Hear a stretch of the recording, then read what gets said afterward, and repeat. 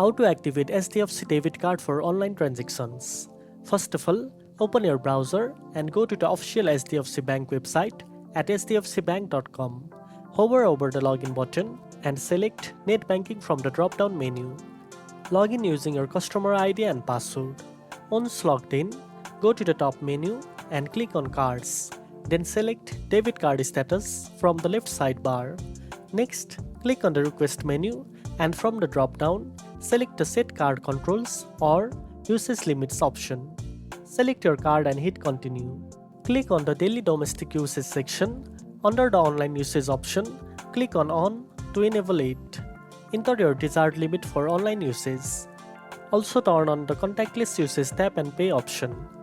Enter your desired new contactless usage limit, then click Continue and the page will display your updated limits. Click Continue again.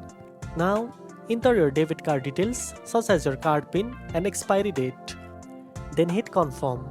Once successful, your HDFC debit card will be activated for online transactions. And that's it. Now you know how to activate your HDFC debit card for online transactions.